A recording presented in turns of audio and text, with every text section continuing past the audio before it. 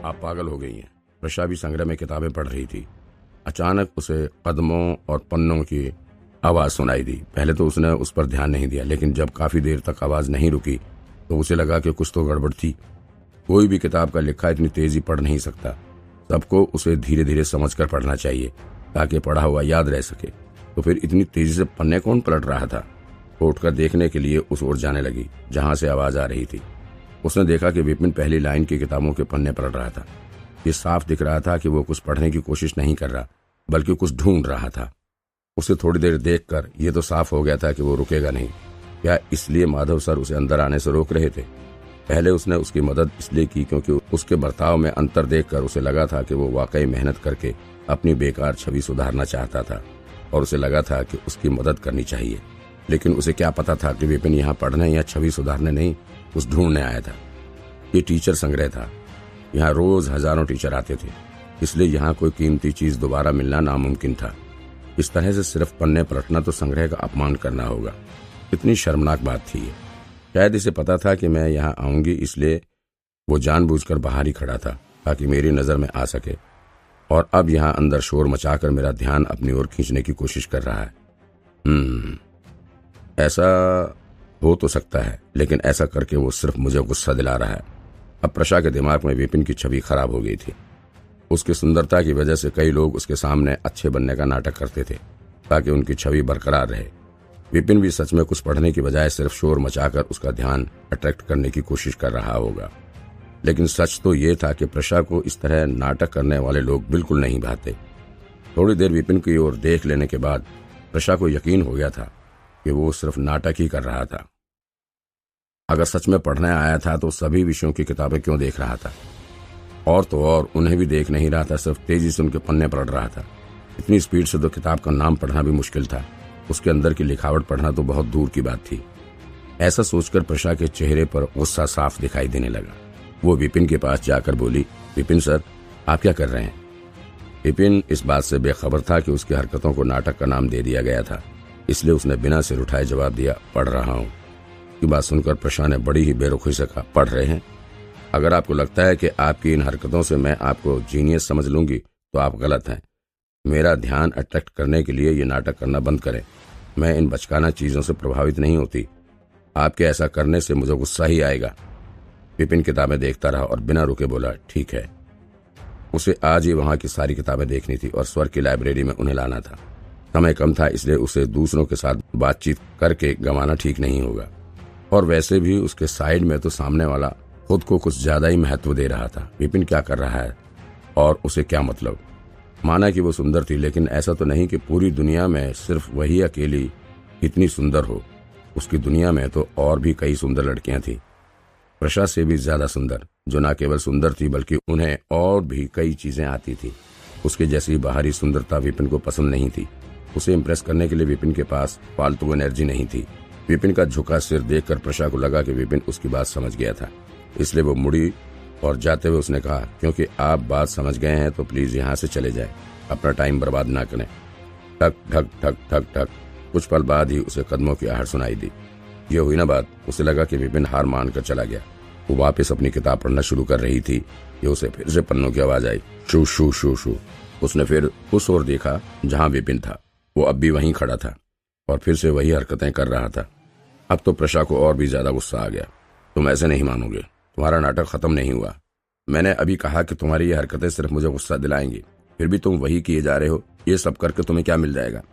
अब तो वो उठी और गुस्से में सीधे विपिन के सामने खड़ी होगी। तुम्हें मेरी बात समझ नहीं आई? तुम जितना नाटक करोगे मुझे उतना ही ज्यादा गुस्सा आता रहेगा। इस तरह से तुम मुझे आकर्षित नहीं कर पाओगे। प्रशा को फिर से वहां देखकर इस बार विपिन चिढ़ गया। वो बार बार उसे परेशान करने आ जाती थी। उसने प्रशा को कहा, आप अपनी किताब पढ़िए और मुझे अपना काम करने दीजिए। अगर आप टाइम पास करना चाहती हैं और किताब पढ़कर बोर हो गई हैं, कोने में बैठकर ख्याली पुलाव बनाइए, लेकिन मुझे परेशान मत कीजिए। ऐसा तो नहीं कि वही दुनिया की सबसे सुंदर लड़की थी, तो फिर इतना घमंड किस बात का? तुम? प्रशा को लगा नहीं था कि विपिन उससे इस लहजे में बात करेगा।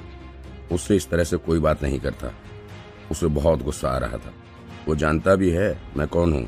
मैं स्कूल में सबसे सुंदर हूँ। मेरे पास न केवल सुंदरता थी बल्कि टैलेंट भी था, और टीचर हो या स्टूडेंट सभी मुझे देवी मानते थे।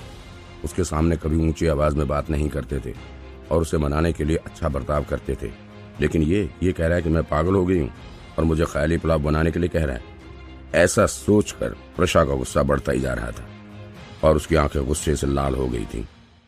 न सिर्फ आंखें बल्कि उसका तो पूरा चेहरा ही लाल हो गया था। इससे पहले कि वो उसे डांट लगाती, वो वापस मुड़कर पन्ने पलटने लगा जैसे कुछ हुआ ही ना हो और प्रशा को कुछ बोलने का मौका ही नहीं दिया। प्रशा ने भी दांत भींच कर कहा, ठीक है, नाटक करते रहो, मैं भी तुम्हारी असलियत सामने लाकर रहूंगी। पहली बार किसी आदमी ने उससे इस तरह की बात की थी। ठीक है, अगर तुम्हें किताब पढ़ने का नाटक ही करना है तो करो, मैं भी देखती हूँ कितनी देर तक कर सकते हो। जब तुम्हारा नाटक खत्म हो जाएगा तब मैं तुम्हारी असलियत सामने लाकर तुम्हें तुम्हारी जगह दिखाऊंगी। उसके बाद प्रशा वहां से गुस्से में चली गई। अपनी जगह पर वापस जाकर उसने अपनी किताब निकाली और नोट लिखने लगी। पहले तो उसका मूड अच्छा था और उसने सोचा था कि वो अपना नॉलेज बढ़ाने के लिए आज अच्छे से पढ़ेगी, लेकिन उसे क्या पता था कि आज उसका सामना ऐसे इंसान से हो जाएगा। सारा मूड खराब हो गया था। वो अपना काम कर तो रही थी, लेकिन बार बार उसका ध्यान विपिन की ओर जा रहा था। वो अभी भी किताबें उठा कर उनके पन्ने पलटने में लगा हुआ था, जैसे आज एक भी किताब छोड़ना ना चाहता हो। अगर कोई किताब उसे संग्रह के किसी भी कोने में मिल जाती तो वो उसे उठाकर उसके पन्ने पलटने लगता। देखते हैं कितनी देर तक ये नाटक कर सकते हो। विपिन की उन बातों के बाद प्रशा अब उसे इतनी आसानी से जाने नहीं देगी। उसका मूड बिगड़ गया था और अब वो उसका दिन भी खराब कर देगी। वो कागज पर नोट करती रही और उस पल का इंतजार करती रही जब विपिन अपना नाटक बंद कर वहां से जाएगा। लेकिन वो हैरान थी कि विपिन बार बार ऐसे ही किए जा रहा था और रुकने का कोई नाम ही नहीं ले रहा था। वो पहली लाइन से लेकर आखिरी लाइन तक ऐसा ही करता रहा। दोपहर से रात तक उसने एक भी मिनट के लिए ऐसा करना नहीं रोका। 6-7 घंटे बीत गए, लेकिन वो अभी भी वही किए जा रहा था। अब तो प्रशा को भी कुछ गड़बड़ लग रही थी। अगर वो ऐसा सिर्फ ध्यान अट्रैक्ट करने के लिए कर रहा था तो प्रशा उसे पहले ही बता चुकी थी कि उसे ये सब पसंद नहीं था। ये जानकर तो उसे रुक जाना चाहिए था, लेकिन फिर भी वो पन्ने ही पलट रहा था, वो भी इतनी देर तक। अचानक उसके दिमाग में एक ख्याल आया, कहीं इसके दिमाग में कोई खराबी तो नहीं, कहीं सच में टेक्निक खराब होने के कारण पागल तो नहीं हो गया। उसने सुना था कि जब किसी की टेक्निक बिगड़ जाती है तो वो पागल हो जाता है और अजीब अजीब हरकतें करने लगता है। कहीं इसके ऐसा करने के पीछे यही कारण तो नहीं। वो विपिन की ओर देख ही रही थी कि विपिन कहीं सच में पागल तो नहीं हो गया कि अचानक विपिन रुका और उसने आखिरी किताब वापस रख दी। बहुत नॉलेज मिल गया। लगातार 6-7 घंटे तक मेहनत करने के बाद आखिरकार उसने संग्रह की सारी किताबें अपने दिमाग की लाइब्रेरी में दर्ज कर ली थी।